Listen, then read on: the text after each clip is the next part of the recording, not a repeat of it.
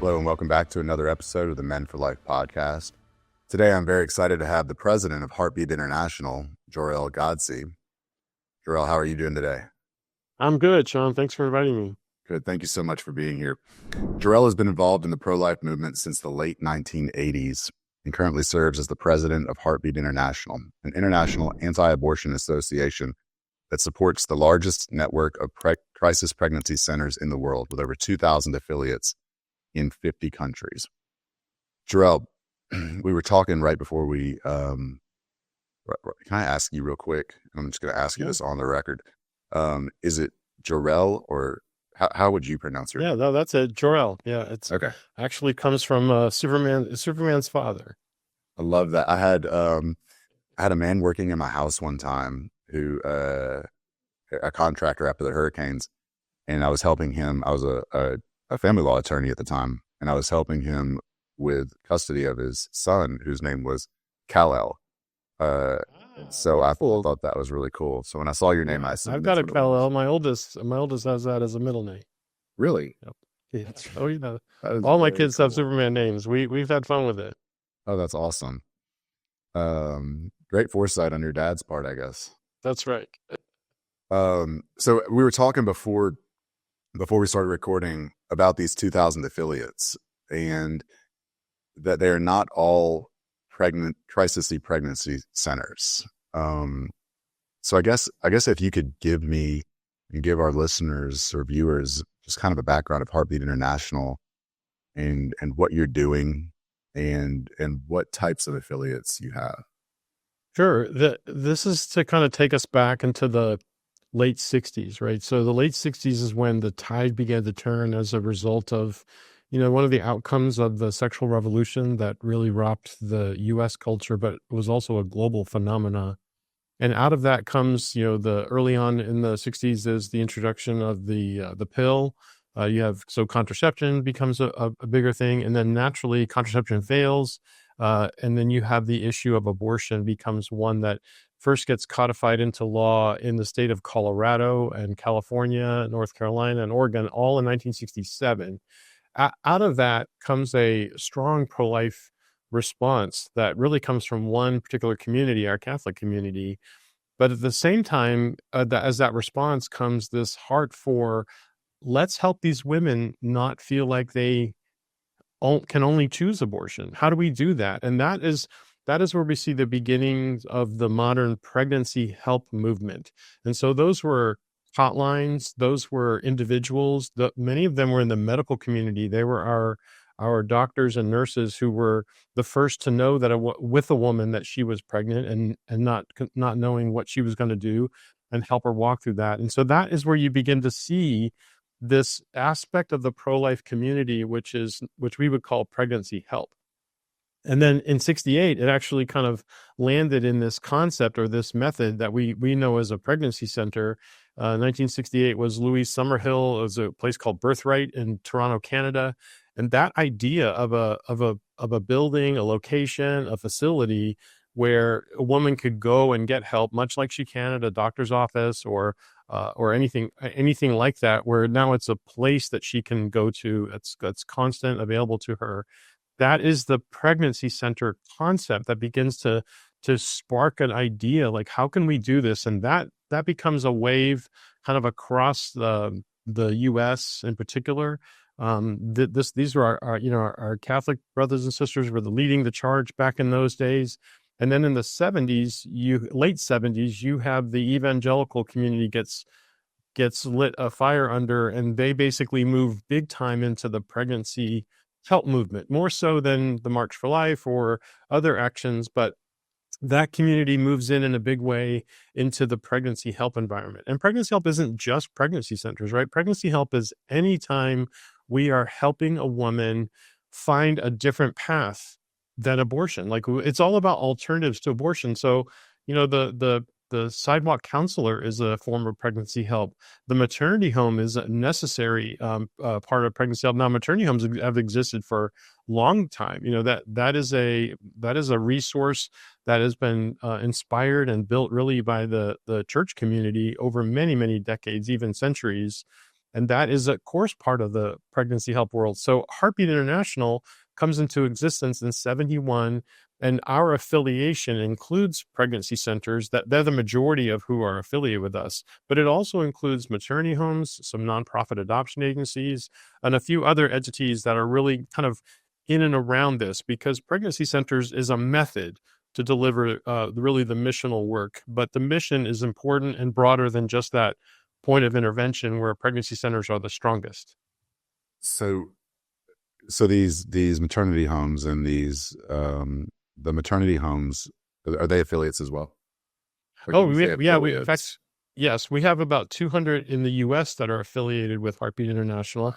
And our numbers in the US are, we probably have about 2,000 pregnancy centers now, and then Okay. about 200 maternity homes. I mean, our total number of affiliated locations, now we just hit a record. We're right just below 3,700 locations. And those are around the globe, but about 2/3 of those affiliates are in the US. They include maternity homes. And Sean, one of the interesting thing that's happening in these last few years is that more pregnancy centers are seeing the value of maternity homes to the point where they are opening them. And then some maternity homes are actually seeing and understanding the kind of connected value of pregnancy centers, so that they are opening those, right? So now we in the past, those kind of lived as two separate entities, and that still works really well. But there are also those that are feeling the conviction that, hey, we're working really hard to help this community not need abortion, and so therefore they're creating those alternatives. But they are also realizing that housing is one of those key components that needs to be included, and we're seeing an uptick on housing ministries seeking to open new homes. There's been some very generous donors I've heard great stories of volunteering property and homes to help make that happen. And it is a very difficult ministry. It's very high cost. I mean, to think about it, living with these women on a round the clock basis takes a lot of commitment, takes a lot of resources, and certainly takes a lot of gumption to do that in the face of things that need to happen with licensing and so forth, training and all of those things. But it's very powerful. Maternity homes, we've seen some tremendous success stories. Sometimes those needs are short term. They really only for a few months, and other times they're long term. And depending upon the housing ministry, they may help a woman as long as a year. Maybe one home was so gracious to extend their programming for multiple years. We actually had her hosted. We hosted her at a event we call Babies Go to Congress, where she was the story, and she brought her daughter with her. And it took her like 6 years, but that maternity home helped her get her college education, helped her get on her feet, build that sustainable environment that she could create for herself and for her daughter. And those things take time and energy and effort. And it's such a joy to see the church really respond to that as one of the ways that we stand against the issue of abortion. Yeah, and I think that's really important because when we talk about maternity homes, when we talk about nonprofit adoption centers, we're kind of putting ourselves in the pro-life movement up against the argument that pro-life people only care about the baby until it's born. Don't care about the mother. Don't care about the baby after it's born. I kind of referenced this a little, but I've had many, probably too many, social media debates about abortion, and inevitably people that don't know me will get involved. And many times I've been confronted with, if you care so much, why don't you adopt children? Obviously people that don't know me, because I have 3 adopted children. And that usually shuts down the argument. Something fascinating happened in a similar conversation on Twitter, where somebody posed that question: why don't pro-life people adopt? And while I think that comes from a basic misunderstanding of what pro-life people care about 25 people responded that they, on this one thread, responded that they had adopted. And and it's hard, you can't see the wheels turning in someone's head on Twitter, but Um, but the response that the original poster had was very gracious, and was basically, this is not something that I was familiar with. I really appreciate all of you sharing this with me. Whether that changed their mind or not on the issue as a whole, we don't know. But if it brought to light something that could start a spark, at least about what pro-life people care about, I think that's really important. Even pregnancy centers, as you know, and having served on the board of a pregnancy center here, pregnancy centers aren't just about, at least the ones that I'm familiar with, they're not just about what happens, um, don't have an abortion, yay, we're done, right? Like Mm, the that's so true. pregnancy center here that I served on, we had um, educational programs for the moms, both prior to and after the birth of the baby. We had post-abortive counseling. We didn't end just because they made a choice. That was not something that we were hoping that they would make, or praying that they would make, or serving them in an effort to help them to make the choice for life. If they chose the other way and did have an abortion, there's a lot of post-abortive counseling for women and for men. Diaper drives, um, you know, car seats, all the cribs, all the things that you need as a mom. And so do you think that misunderstanding maybe comes from the idea that all pro-life people are the people on the sidewalks with signs, and that we're not Uh, doing anything else? yeah, maybe. I think that comes more from the thought that somebody's just trying to deny me the right, so-called right to do this, and which then they focus their, as if all of our energies are focused only on that particular moment and that decision. And Sean, as you talk, it's like it's so that's so true of all the pregnancy centers, that to just one degree or the other, they're not, they're trying to help that woman, because the pregnancy centers understand a couple of things, that the argument that we're just pro birth or whatever the phrase is, that misses. And we understand that in the heart of almost every woman is this desire to have children, and usually it's a question of timing. This doesn't feel like the right time, or there's clear things that are in my life now that says this is not the right time. And that's why we saw just last year there was a study published that said more than 60% of women who had abortion in this study said that they felt coerced. Now, that is not something that those that are arguing that we're just pro-birth are ever willing to talk about. You have women who felt like they were forced into a decision or pushed into a decision by either another person, maybe even their circumstances. And these are things that we should be stepping in to help her with. And that's where the pregnancy center ministry and pro life and pregnancy help people in general understand, this is unlike abortion. It's not a one and done situation. Once that baby is aborted, then there isn't very little that you can do after that, other than help her with the emotional distress that often comes with abortion regret.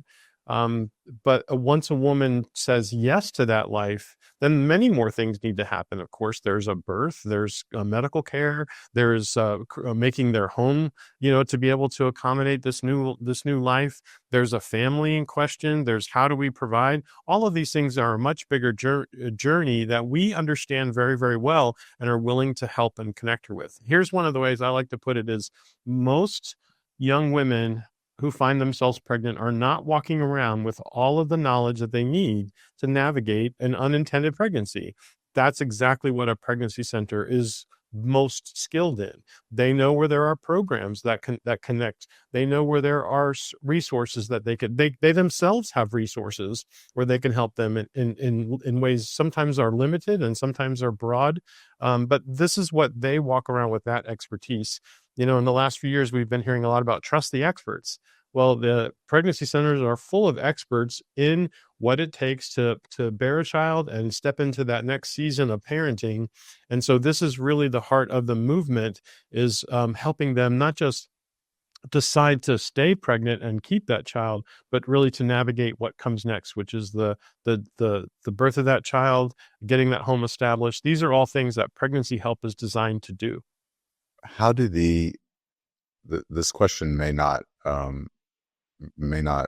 connect to what the way I'm trying to, but how did the nonprofit and I want to keep saying nonprofit when I say it, because there's a lot of negativity that people have associated with adoption agencies, and so the affiliates with Heartbeat International are nonprofit adoption agencies.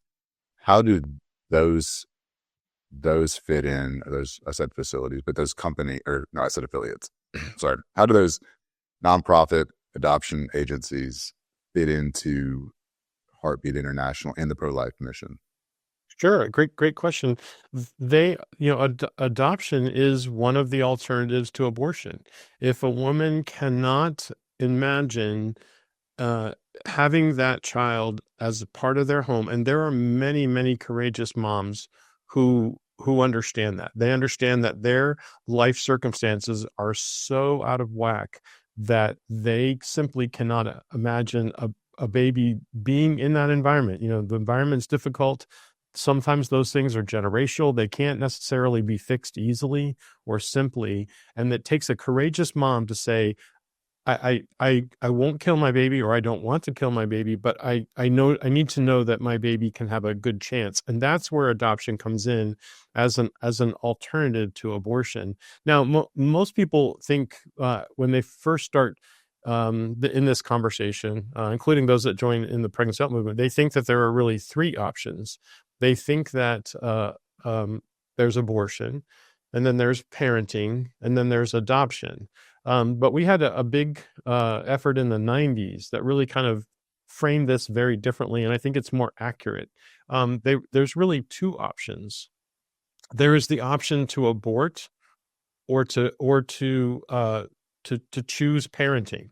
Now, once you make the decision to abort, and then that happens, then then it's a forever decision, and there are ramifications that come with that. But once you make the choice for parenting, now you have a second choice. One of those is, will I parent, or will I choose parents for my child? And that's where the adoption ministries, particularly the nonprofit ones, are very mindful of that mom, right? That we hear a lot of terrible stories about babies being placed in certain challenging situations where the motive of the parents might be questioned, the birth parents might be questioned. But those are stories that make the headlines. They are not the majority of what's happens. They're the ones that kind of make for terrible movies that we've seen. But it's the mom that makes that decision. And fortunately now, she can work very hard to choose the parents that she feels are best for her child. She's able to, thanks to the way the laws are written, and they can all be better, but they've been moving in the right direction for years.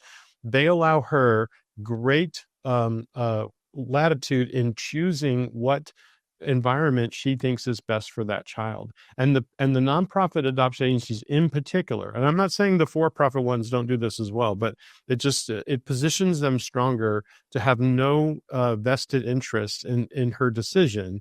But we watch them to make sure that they are doing the first thing that's most important, which is loving and caring for that mom, for that courageous woman who is making that choice to give birth and then to place that baby into a loving home. Like, that is one of the most courageous things that a person could ever do. And the beauty, Sean, is that really echoes what we know of our faith. We're all adopted into the kingdom of God. There's only one Son of God, and he invited all of us to be sons and daughters of God through him, with him. And so we are adopted into the kingdom. So we in the church in particular should understand what a joy it is for that opportunity. And so we celebrate adoption, but we also know that the research says that she's not usually willing, or not at a place that she's really able to think about adoption in those early weeks of discovering she's pregnant, right? Usually it takes a few months for her to reach that. That's why I go back and say it's really important that we have the first question, which is, an option to abort or an option to parent. And then after she makes the decision to, to pursue parenting, then we can begin to unpack a little after that. We can begin to unpack the option of adoption. And then she's able to kind of step back from that moment of deciding even if she wants to keep this baby alive, then now she's going to make that decision. Is it something that I can do, or is it something that it's going to be better for this child if I'm able to place them in a loving home?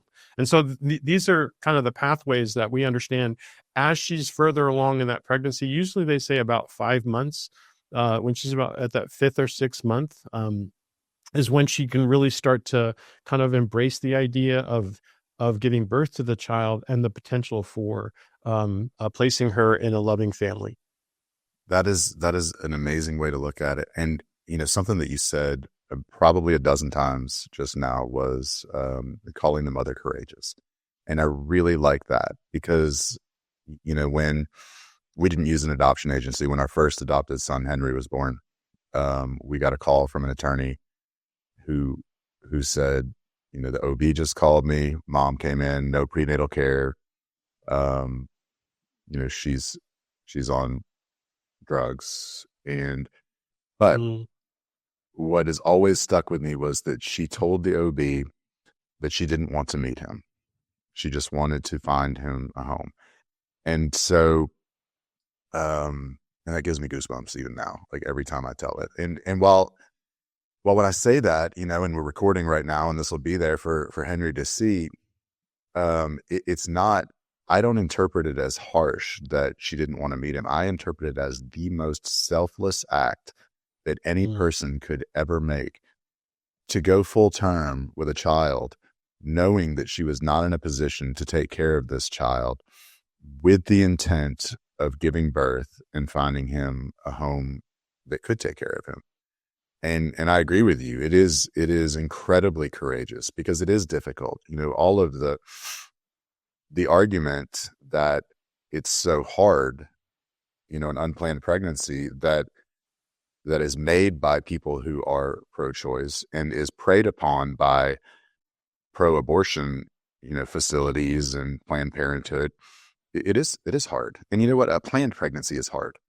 And having children is hard. Yep. Regardless of your situation, if you're going to have children and raise them in any kind of meaningful and intentional way, it's not easy.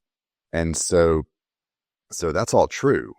But it's so rewarding. And, and just because something's not easy doesn't mean that we just kind of give up on it. And so I think that for someone to understand, hey, this is going to be hard. This pregnancy is going to be hard, and giving birth is going to be hard. And I'm not in a position to take care of a child right now for whatever reason. And still to go through it is the most courageous and the most selfless act that any human could. It's literally giving of yourself for another. And it's just really a beautiful thing. And I think Absolutely. Go ahead.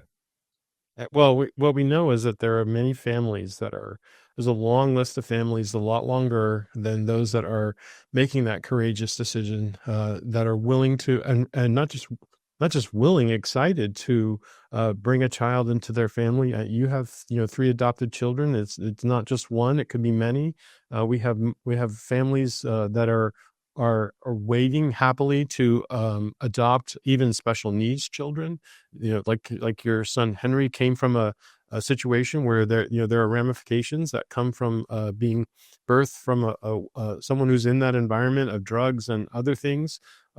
Yet there's a long list of people that are yearning to love and welcome a new member to their family, and that's what kind of gets shut out of the conversation when we're hearing things like pro-birth, and people are just not really thinking more holistically about the issue. They're really demanding their right to be able to choose to terminate their child, and not really thinking more deeply about it. But as you guys, you're the Corcoran family, you have lived this, and you have well understanding this idea of opening your home to adoptive children. There are many people who do that there, and there should be more. That's what's unfortunate is we have women who are making a decision. They're really, as the study said, they're being forced into that decision to abort. They're being told that they can't do otherwise. Then that also denies something that I think is true of both men and women,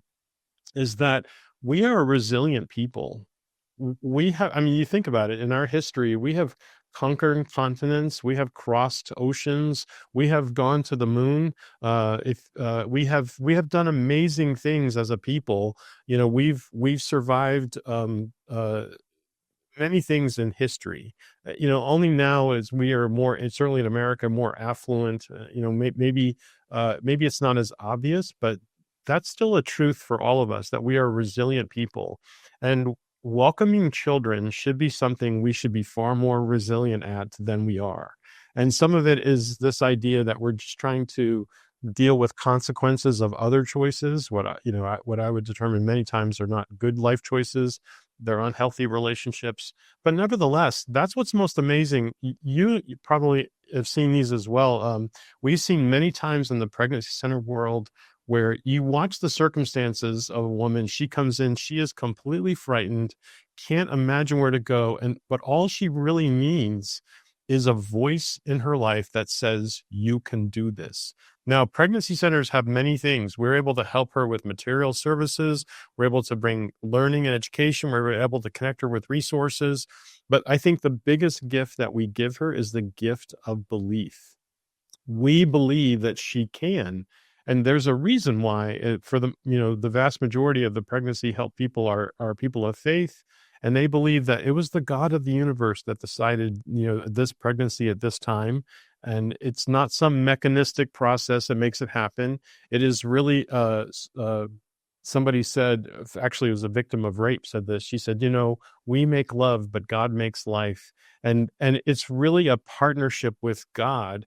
And so that's why we're able to believe with her and believe for her that she can do it. If God has brought this moment about, then she is capable of taking it to that next moment. And sometimes that next step is saying, I know that this is the right time, but I also know that I'm supposed to place that child in a different home than my own for the sake of that child. And that too is a loving act of God that he ordains and speaks in their heart. So I'm always amazed when you see a circumstances of a young woman, and even when that dad is there as well, when they decide, okay, we're going to do this, there's something that changes in their mindset and their heart. It's kind of like they make this determination, and that is the human spirit. Like that's what brought us across the West. That's what, caused us to do the things that we do, is that indomitable human spirit that says we can do this.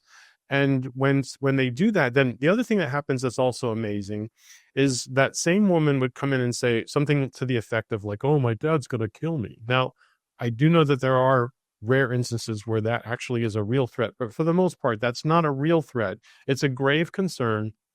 And often after that initial shock, the family does the same thing. They surround that young woman with love and care. And the minute that baby's born, suddenly we have a grandpa and a grandma that just love and dote on that child. And then they do this, Sean. They can't imagine life without them. But that's exactly what was going on, a matter of months before that moment when they were imagining life without that child. And so it's just, to me, that's a beauty of the really the human spirit that what God has kind of put in all of us to say yes to life, to be able to do it. And when we partner with him, we can make things happen in a big way.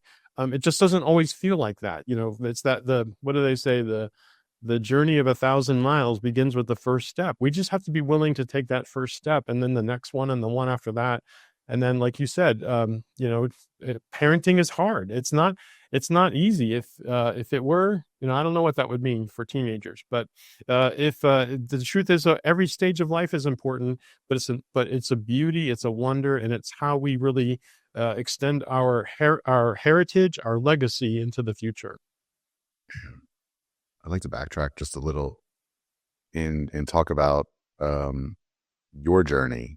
in the pro-life movement, because with Men for Life, you know, my personal experience, drawing on my personal experience of having lost my first child to an abortion when I was 19, and not having any resources, not being aware that men. I mean, I was essentially just told I have no voice. Without those exact words, it was made very clear to me that nothing that I said mattered, and that there was no reason for me to say anything, and that really shut me down for years.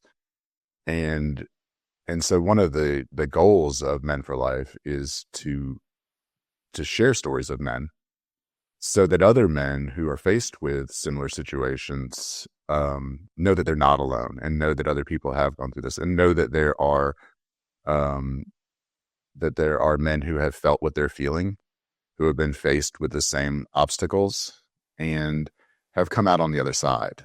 We're not really in a position right now to have men or fathers' rights in this argument, but we can support each other, whether it's on the front end or the back end or in the middle of it all.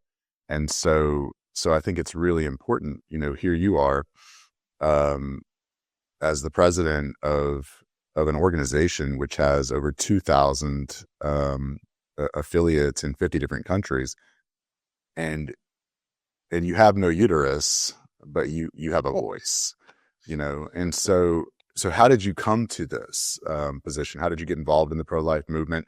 How did you how did you continue to evolve in the pro-life movement? Well, it was certainly that. It was an evolution. I grew up in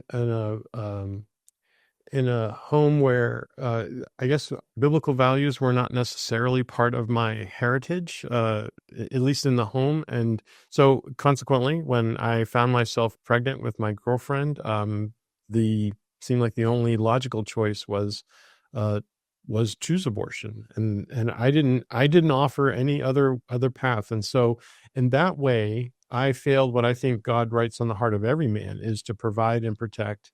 And so I failed that for her and helped facilitate that abortion, which, as I would say, the decision was as much about preserving that relationship, which, as often happens, I think 84% of couples don't survive an abortion, an abortion experience, and that relationship did not either. So when I come to that moment, I realize that seemed like it was the only way. And what I didn't find a loving, caring pregnancy center able to step in and help us think differently, right? Just even give us pause to think through the situation. It was more of a facilitating the option. So we went to the county nearby and helped her secure that abortion. That was the quietest car ride ever. After that, and the relationship didn't survive. But what did happen in the wake of that was not much long after that. I found myself returning to a church that I had not been to in a number of years. And so I found myself sitting in a church, and then not long after that, there was a pastor that came from another church altogether, another state, and he came in and he began to speak about this issue of abortion, in particular relating to the church. And he said this, which Sean, I have never forgotten this, and every time I tell it, I feel what I felt then. Was he said abortion is not a social issue, and I'm like, well, yeah, it is. And he said abortion is not a political issue, and I'm like, well, I don't know much, but I know that it is. So all this I'm saying in my head, right? Because this is a church where you don't speak back to the to the person in the pulpit. But then he said this. He said abortion is a gospel issue, and at that moment, my complete being was penetrated with just. It was a Holy Spirit moment, because in that brief moment, I was convicted on two levels. I was convicted about my own participation in the death of my child, and that I needed to pursue a path of healing. And then I was convicted about the fact that this is a reality in the nation that I live in, that I'm a citizen of, and that is a travesty against, certainly God, but also against our nation, and that I had to do something. And that was really the motivation for that pastor, because he brought signs and everything. So right after the service was over, we all jumped up and we went to an abortion clinic nearby and picketed it on a Sunday afternoon. Now, the abortion doctor was not there. It was closed. It was Sunday. But it was the idea that we got mobilized. And so I think about my journey, that in that scenario, I walked into that church pro-abortion by action, and I left fully committed to the pro-life value that God has really written on in the scriptures, and now on my heart completely. And so that led me on a journey, that little protest, and like, well, what can we do now? What else can we do? Because this is a travesty in our nation. So I pursued personal healing, and I would encourage that of anyone that has been through that process. There are things that it's different for women to walk through this. Certainly they've experienced it more personally, more directly. But men also can be wounded and can have challenges in their life as a result. So I would encourage anybody that's experienced that to find that help close by. Many pregnancy centers know of people that can help, of other men that they can connect them with, or of groups that are able to meet. So I did that, but I also found myself like, well, what can I do? So the next thing I heard about was something called Operation Rescue. Now, this is in the latter part of the 80s. And there was a movement that was happening where they were following like the peaceful protesting. And so they started to peacefully protest in front of abortion clinics, which meant blocking the entrance to the abortion clinic. So I got involved with that, found myself getting arrested on one particular Saturday. And then another one came up not too long after that, and found myself getting arrested. And that was a whole journey that's a longer story, but the group of us ended up not just getting arrested and then released that afternoon. We ended up staying for the entire weekend.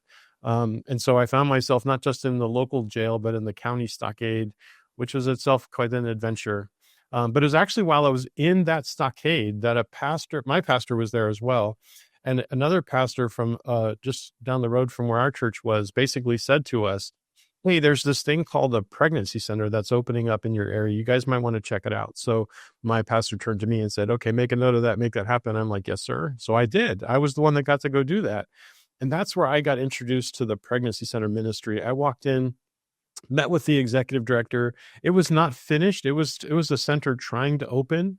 They had wood studs put up they had no drywall yet. They hadn't passed the electrical inspection because they didn't have electricians. I was able to kind of connect them with some electricians in our church.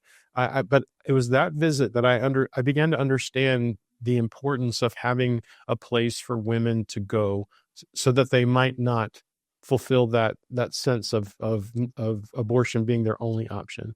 And then I learned more about the kind of caring mindset of like, how do we love women into that? And the truth is, in the pro-life movement, we talk a lot about saving babies, and we have not saved one, not even one. What we have done is we have empowered that mom to save that baby. And that's what I was kind of captivated by. And so I'm so grateful. That led me through that. After that conversation, not long after that, I was asked to join the board. They had no idea what they were asking me, because I was had no idea what to do as a board member, but I learned.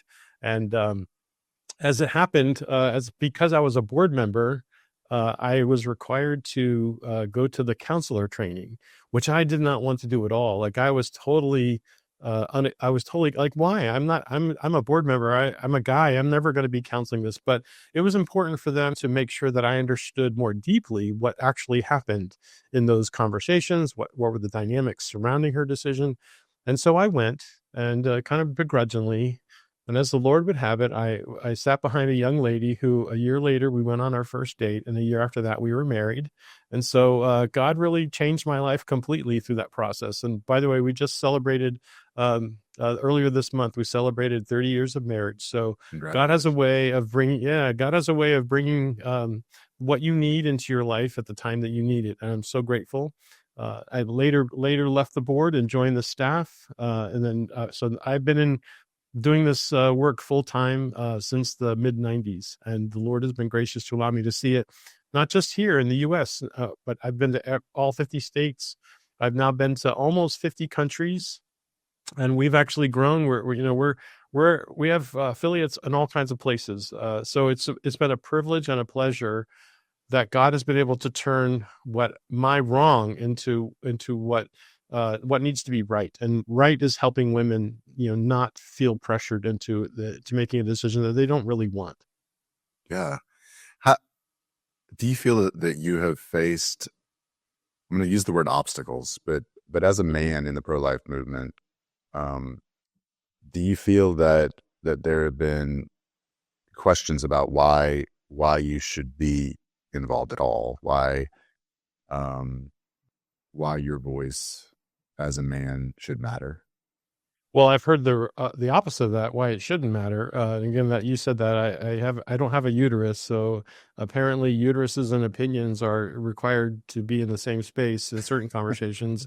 But the fact is, I'm a human, and as a human, abortion attacks, human lives. And so, just like I think in the days of slavery, it's like, well, and in the days of civil rights, there were white people who were working very, very openly and challenging the structure of slavery, because it was not an issue of color, it was an issue of humanity. And that's what it is now. Those that would say it's only a women's decision misunderstand who's really involved in the conversation, because men should be mindful that they should be accepting responsibility for their actions.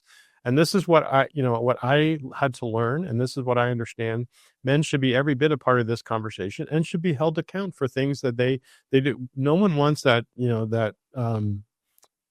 baby daddy concept of just feeling free sexually without any responsibility. Men should take that responsibility, and then they should be allowed in this conversation. But it's convenient for those to say this is only a women's issue, because then they focus on the woman making the decision, and not the fact that it did take a man to put her in that position, and they should allow men to be in the conversation. So I understand also that as a man in this movement, that sometimes my voice is not the best in a given situation, particularly in the centers. I was not often in the counseling room, because those were places for women to be. I was brought in when the man was around. I would be there, from time to time when And how the often young do you a think young that man was happened? there.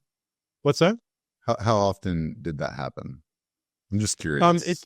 it didn't happen frequently, but there were times when they would come together, and he was the one that really needed to be challenged, and so that gave me the opportunity to come in and then be the man's voice speaking to that other man, just like it's often best for the woman speaking to the woman. Now I know that there are, psychologists and psychiatrists and trained counselors who can speak, regardless of where they are on the male female spectrum. But for our movement, it's been most effective to have women speaking to women, and I understand that. And so I do the things that help those women to be able to accomplish that, and that's kind of led me on my path to be able to be a part of not just a local ministry, which I was in Florida, and also in Colorado, but also a national international ministry, which I am at Heartbeat International.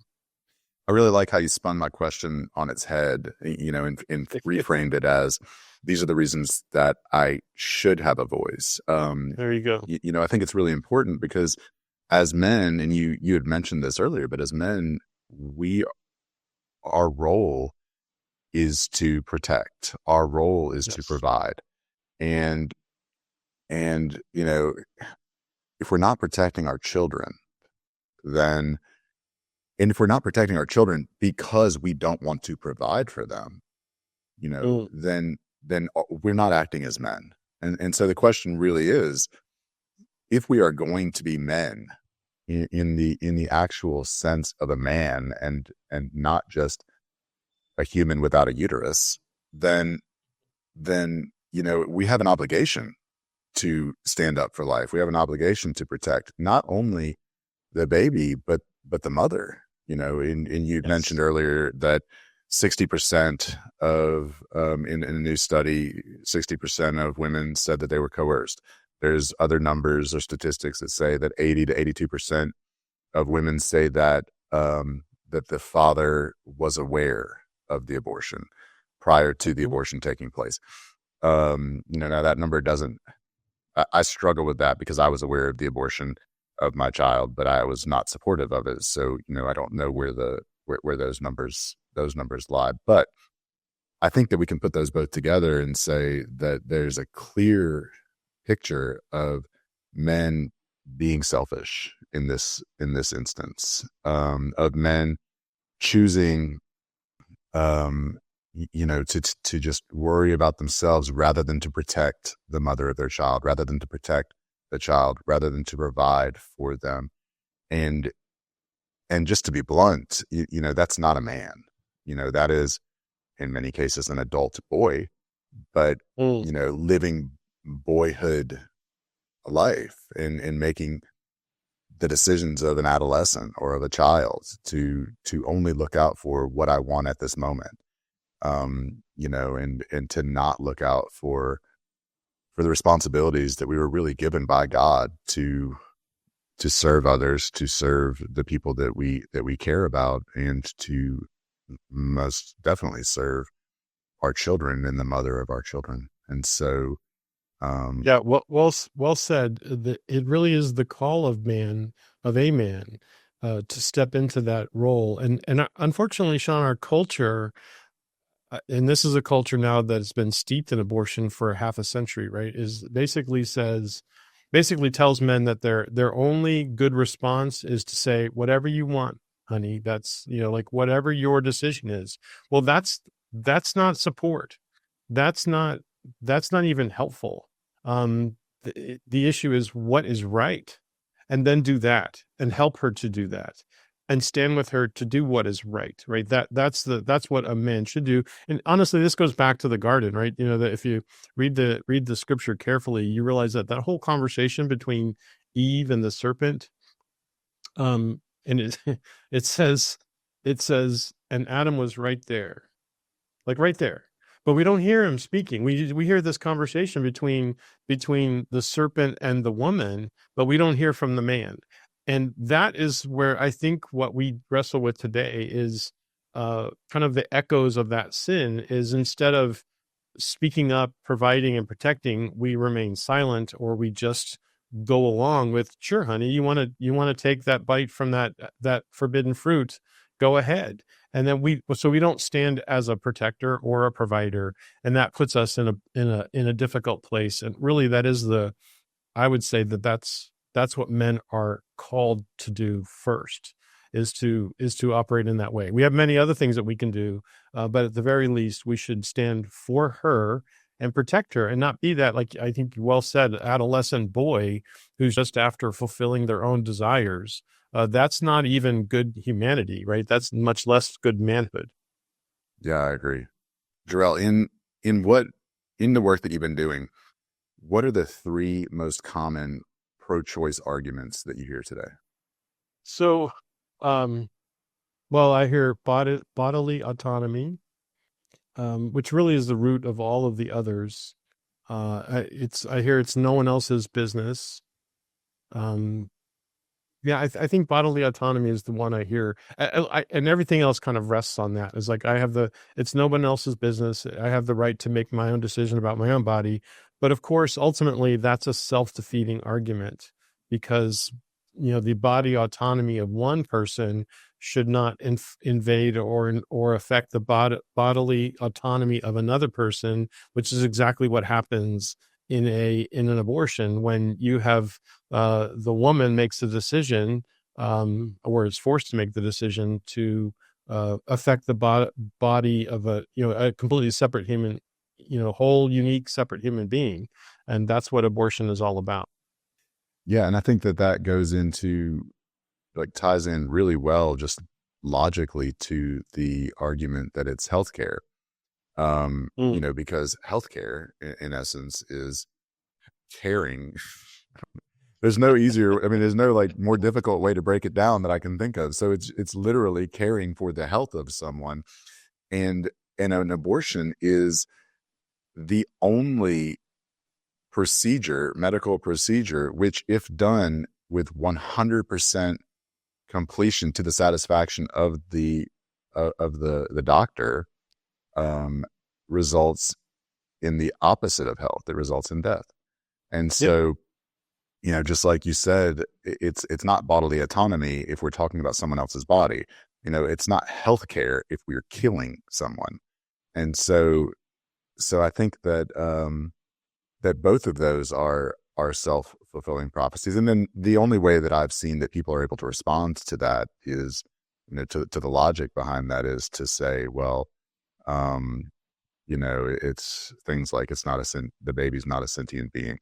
I see much less of this just recently over the last few weeks, even of this, it's a fetus argument, and a fetus isn't a baby. It's almost as though the realization has occurred that just doesn't make sense. And so we have to admit that it's a baby, which is tough, but at least allows us to have a real conversation. That if we can both agree that abortion is killing a baby, then that's what we need to talk about, rather than, because then you either believe that it's okay to kill a baby, or you believe that it's Or not don't. okay to kill a baby. Yeah. Um, Well, then we get into the when did that happen? Yeah, that's where we have the 6 weeks and the 15 weeks and these other kind of frankly arbitrary numbers that don't have any real anchoring in the truth. They only kind of have an anchoring in what we would understand. What kind of, I guess, helps us understand maybe quality of life versus the reality of life. and I think that ties in really well to the next thing I had, which is the Okay. state amendments that are up. As I reviewed them, there's currently 11 amendments amongst 10 states. One of them is actually a pro-life amendment that I'll get to in a minute, but the other 10 they appear for the most part to be very similarly worded, and it's a constitutional right to an abortion up until the point of viability. And that language is used repeatedly throughout, the different state amendments. And as I was reviewing that, there is no definition, purposefully, I'm sure, as to what is viability. And like you just said, is it 6 weeks? Is it 12 weeks? Like it's just all a bunch of arbitrary numbers. Well, think about even the concept of viability. This is what always kind of gets me, is like, okay, so if it might survive outside the womb, we have to leave it in. But if it can't survive outside the womb, then we get to take it out. Like that doesn't make any that will never make sense to me, Sean, whatsoever. Like that argument, even the argument of viability, is very challenging to me. That was that's a very profound statement. I really liked that. But and you're right, and it doesn't make sense. And the arbitrary nature of the word viability, which we already know nobody has come to an agreement on, because No. that term, Well, it's changing. Yeah. Plus, it's changing. The viability has the age of viability, as it would be generally recognized, is actually lowering. I just recently saw a report of a baby surviving at 21 weeks. Like so the number is coming down. Yeah. As far as it's lower where the survivability, and that's a matter of our technology. Healthcare. Real healthcare. But specifically, it's a matter of the technology within healthcare. And so you think about that. So we're making some kind of so-called principled decision on a point in time that has to do with technology, like how good our technology is. Like, so that, again, that doesn't seem like it's going to really give us what people think it does. And by the way, most of those amendments, if you read it, you can read into them some loopholes that can get you past the point of viability, and so that abortions could be available after viability, where we're talking about now, 6 months, 7th month, 8th month, 9th month abortions. Right. Which is repeatedly being put out there as these don't happen. They don't happen. Now when asked if they don't happen, whether it's necessary to protect them, we get a laugh from at least from Kamala Harris, who likes to laugh when she doesn't want to Yeah. when she doesn't want to respond. But it's not funny, and it is uncomfortable, and I laugh when I'm uncomfortable sometimes. So I can imagine she is uncomfortable, but the understanding that, hey, um, if if late term abortions don't happen, why do we have to protect them? Hmm. And it's because they do happen, They do. and it's um, because people believe that they should be allowed to happen more than they do. The people who are supporting these amendments are supporting. Well, your example you gave a moment ago, the Henry's mom, right? Presented in, to the doctor at a point of giving birth. There are women who have ignored everything about that's going on in their body for whatever reason, whether it's, an environment like drugs or just not even being aware, not having, been in a situation where they've even, and this is what I find amazing is that the more I've learned over the years, how amazing a woman's body is really created for this very thing, not only for this thing, but is uniquely designed for childbearing.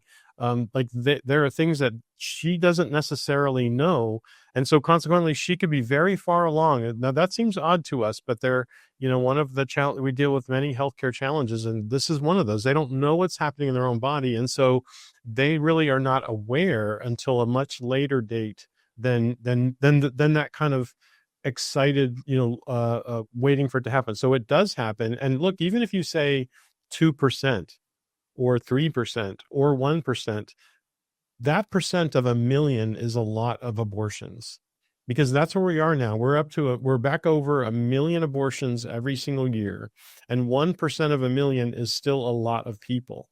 So they can laugh all they want. It's like you said, it's not funny, and it is real, and it is happening. And it's not only to those that are in where there's been a prenatal diagnosis, which we work with women. The prenataldiagnosis.org is a website we operate. We connect people with others who have been through those situations where they can talk to someone who helps them understand what the diagnosis is and understand the reality that's facing around them. Because unfortunately, even our medical community is oriented towards abortion. The minute a prenatal diagnosis comes out, the discussion and topic of abortion is often right there as well. And so these women need those kind of protections. And these amendments, they're very sneaky in how they're presented. I know here in Ohio, we had one that said, "Oh yes, viability," but then a few sentences later was talking about, however, a doctor can make a decision, based on their medical profession. Well, what if their professional supposed medicine area is abortion? What if that's all they do is practice abortion? Well, then it's going to be no surprise that abortionist is going to determine that abortion is the best path for this woman facing anything that she's wrestling with. And so, yes, it does happen. Yes, it happens in numbers that are not small. And these are things that we need to be mindful of in these amendments in particular. Yeah, and I think that's actually that language is in the Florida Amendment 4. It's or when necessary to protect the patient's health as determined by the patient's healthcare provider. And that was the very first thing that I thought when I read that was, well, who's the patient's healthcare provider if they're in an There you abortion go. office? And it's the abortionist. And so, Well, and remember, as a I don't even lawyer, know.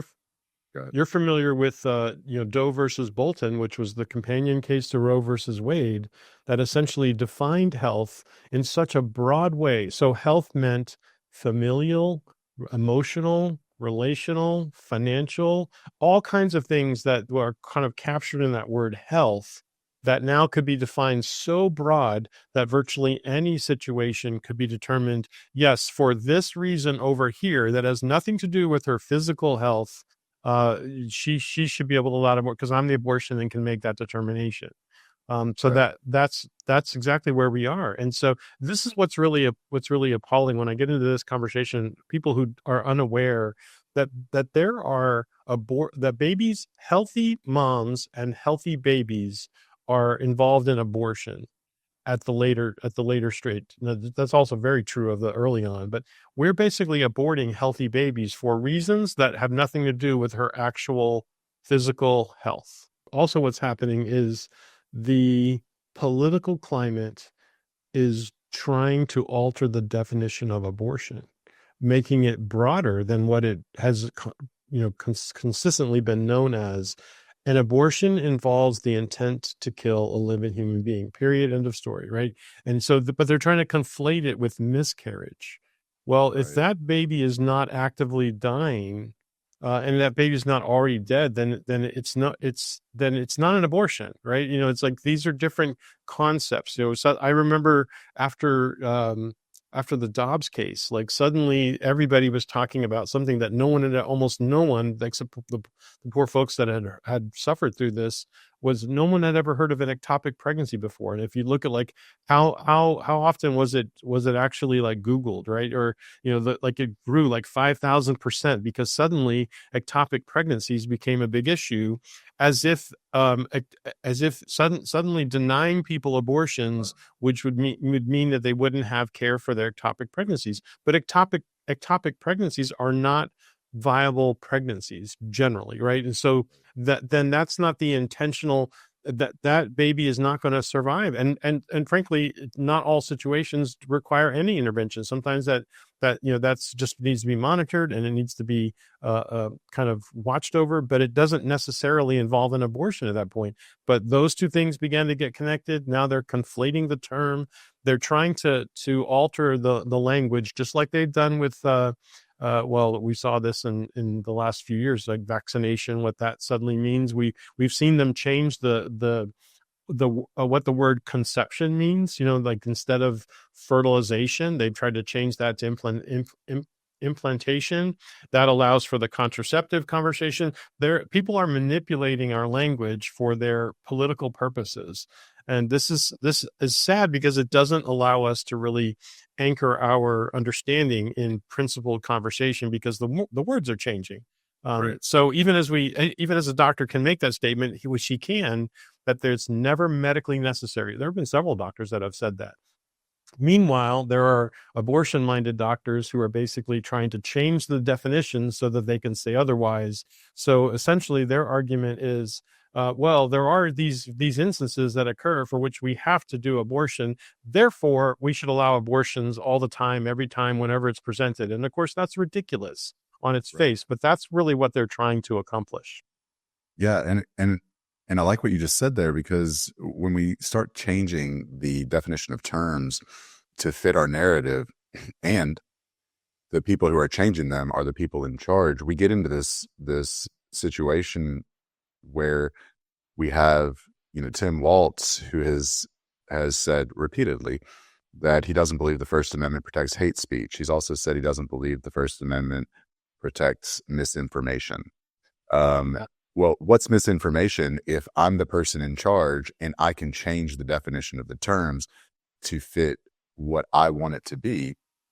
Then anything that anyone says, which is reflective of the actual definition prior to me changing it, is now misinformation. And so, That's right.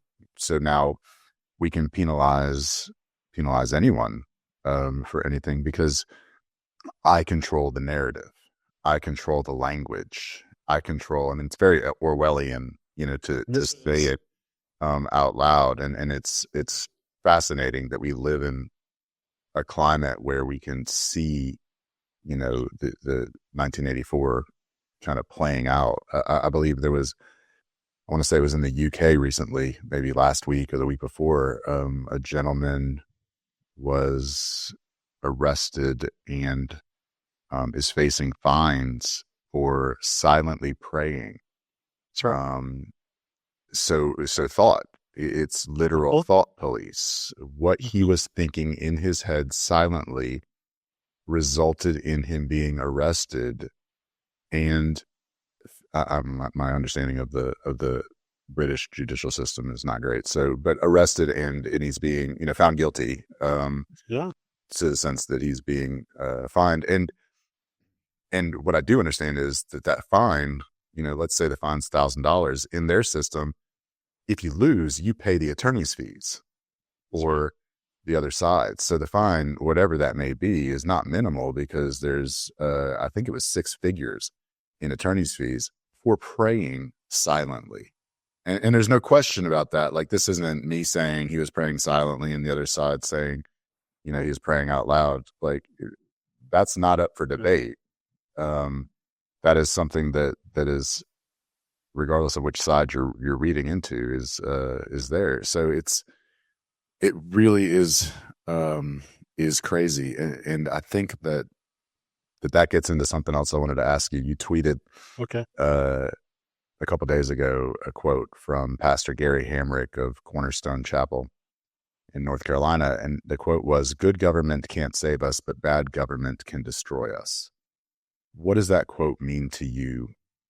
Great question. I heard it, and I think in our discussion, which is largely revolved around our political elections, our presidential elections, we've had accusations of certainly Christians believing Trump is a savior. Like, of course, there's only one savior, and that's the savior of our soul. That's Jesus. But I do recognize, look, there are those who are behind the bamboo curtain in China who have to worship underground because of the nature of that government. And so that government has worked to destroy the people's opportunity to worship the God of the Bible. We know that that's happened in other countries, Muslim countries, that have now become dominated and are completely hostile to Christianity, where you can't bring a Bible in; those are not allowed to. This is where we inappropriately conflate the idea of when we're talking about what we need saving from. And so saving our nation is very different than saving our souls, but not participating in our nation's elections, particularly as in this country as citizens, that's a stewardship in my mind that we need to always maintain, that our inactivity, Edmund Burke said this, right? All it is for evil to triumph is good men to do nothing, right? So that's really the thought there, is that we should always be engaged. We should always be promoting righteousness, voting righteousness, and living righteousness. That quote was incredibly relevant to this entire conversation and to the Men for Life movement. All that's required for evil to triumph is for good men to do nothing. And that is what Men for Life is about. And that's what we were talking about earlier, taking that obligation that we have as men to protect, to provide, and to take responsibility. And I think that's certainly what you're doing with Heartbeat International. That's what we're trying to do with Men for Life, and in sharing, that good, strong men can also be compassionate men and can also, fight for abortion, and not just to use the word cower, not cower to whatever you want, the sentiment that you used earlier, whatever choice you make, whatever, like the passivity of, I'm going to stand back and stay out of it. The act or inaction of Adam, who was there, right? Mm-hmm. Not doing anything. He was just there. And I think it's the responsibility and obligation of men to not just be there. It's the responsibility and the obligation of good men to do something. And so I really do appreciate all that you are doing with Heartbeat International. And I know that I know it's got to take a toll on your life and on your family. I know you traveled out of the country and then you got back and traveled in the country. And that's right. And I imagine with thousands of affiliates that you travel quite a bit. And so I really do appreciate the toll that can take on your family and the commitment that you had towards the pro-life movement and everything that you're doing. Before we wrap up, I just want to, point out for everyone that Heartbeat International is a nonprofit organization, and how can we support you? How can we support Heartbeat International? How can we find and support what it is that you're doing? Well, the number one thing is, Sean, I want to make sure everybody knows that there's a pregnancy help organization near them. And to affirm and bless that local organization, just go to optionline.org as a locator, put your zip code in there. You'll see the 10 closest. Love on them, appreciate them, whether they're connected with us or not. That's what's most important for everybody to do. If you want to support our work, you can always go to heartbeatinternational.org and find out more about us. And we have various things that we're doing nationally, internationally, and also need partners to do that as well. So it's our privilege. It's our pleasure. It's great to be with you today. Thank you so much, Jor-El. We really appreciate you being here.